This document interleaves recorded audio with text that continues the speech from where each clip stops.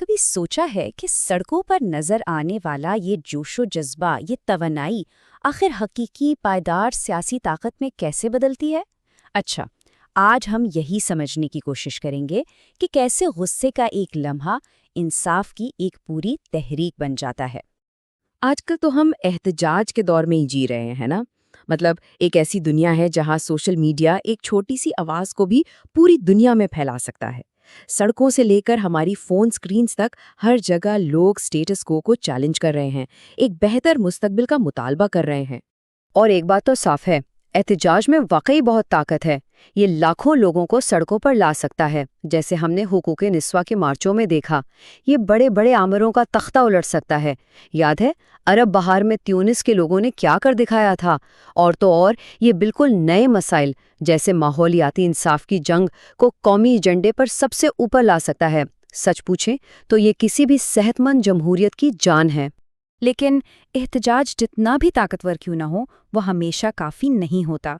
और यहीं पर एक बहुत बड़ा चैलेंज सामने आता है जिसे हर एक्टिविस्ट समझता है। इसी को कारकुन का मुकम्मिसा कहते हैं।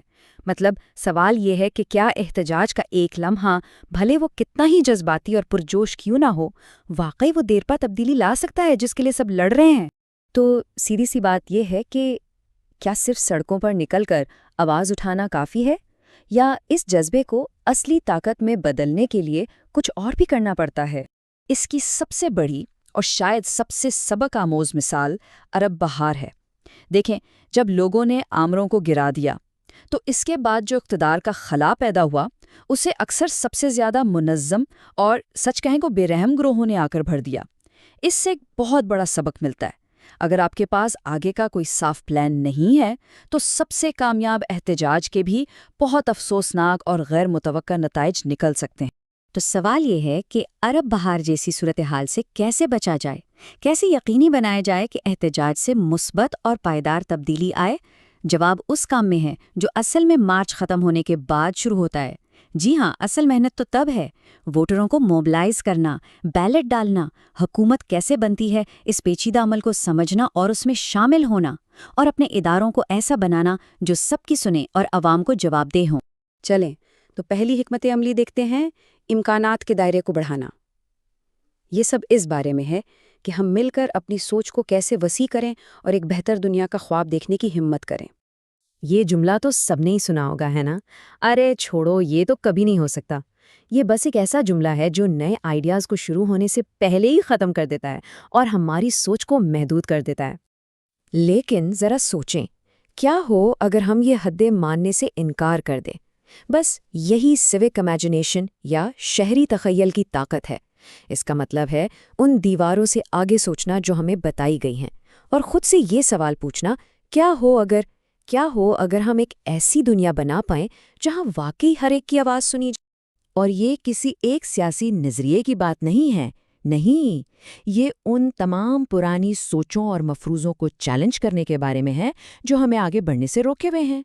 जैसे क्या हो अगर हुकूमत वाकई छोटी और मौसर हो, या फिर क्या हो अगर हमारे पास एक ऐसा हेल्थ केयर सिस्टम हो जो सबके लिए हो।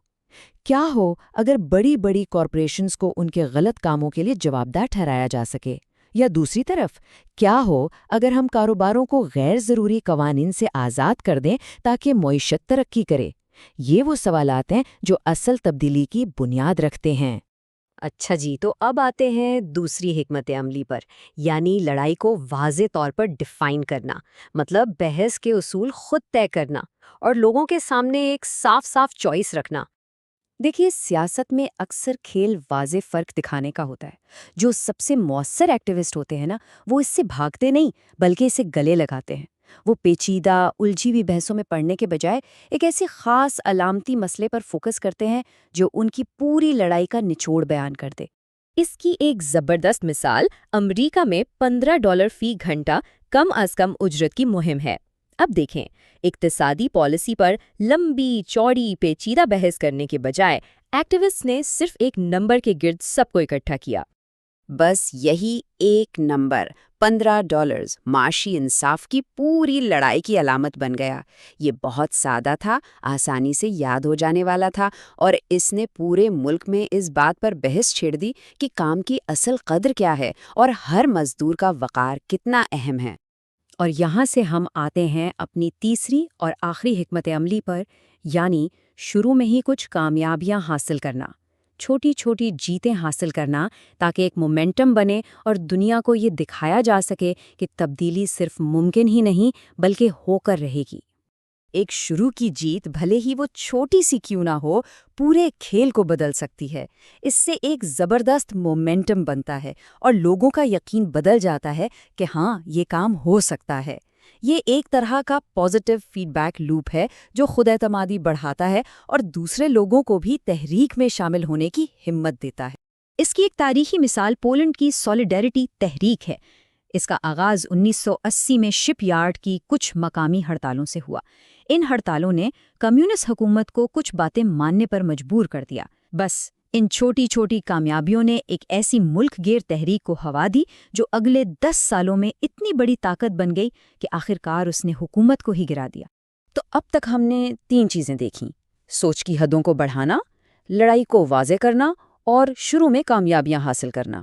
لیکن اب ہم اس تجزیے کے سب سے اہم حصے پر آ رہے ہیں، یعنی وہ کام جو اصل میں مارچ کے ختم ہونے کے بعد شروع ہوتا ہے۔ ایک دم سے ملنے والی جیت نہیں، بلکہ ایک لمبی، سست اور صبر آزما محنت۔ یہ جملہ ہے نا کمال کا؟ یہ ہمیں احتجاج کے بارے میں، جو ایک فلمی سا آئیڈیا ہوتا ہے اور جو دیر بعد تبدیلی لانے کی اصل حقیقت ہے، اس کے بیچ کا فرق بالکل صاف دکھا دیتا ہے۔ یہی ہے جمہوریت کا وہ کام جو شاید گلیمرس نہ ہو لیکن سب سے زیادہ ضروری ہے، یعنی پالیسی بنانے والوں پر دباؤ ڈالنا، میڈیا میں بیانیہ تبدیل کرنا اور ہاں، اپنے پڑوسیوں کے ساتھ وہ مشکل والی باتیں کرنا، ایک ایک کر کے انہیں قائل کرنا۔ یہ وہ کام ہے جو شاید کبھی اخبار کی سرخیوں میں نہ آئے، لیکن یہی کام امریکہ کی سول رائٹس موومنٹ سے لے کر LGBTQ+ حقوق کی جدوجہد تک ہر بڑی سماجی تحریک کی بنیاد رہا ہے۔ اور سب سے اچھی بات پتہ ہے کیا ہے؟ اس کام کو کرنے کے لیے کوئی سپر ہیرو ہونے کی ضرورت نہیں ہے۔ نہیں، بالکل نہیں۔ بس ایک ذمہ دار شہری ہونا کافی ہے۔ بس آگے بڑھ کر حصہ لینا ہے، اپنی آواز اٹھانی ہے اور اس بڑی گفتگو کا حصہ بننا ہے۔ تو احتجاج ختم ہو گیا، پلے کارڈز نیچے رکھ دیے گئے، ہجوم اپنے اپنے گھر چلا گیا، لیکن اصل کام وہ تو ابھی شروع ہوا ہے۔ تو سوال یہ ہے کہ آگے کیا ہوگا؟ وہ نئی دنیا کون بنائے گا جس کے لیے سب لڑ رہے تھے؟ اس کا جواب ہم سب کے اندر ہی کہیں ہے۔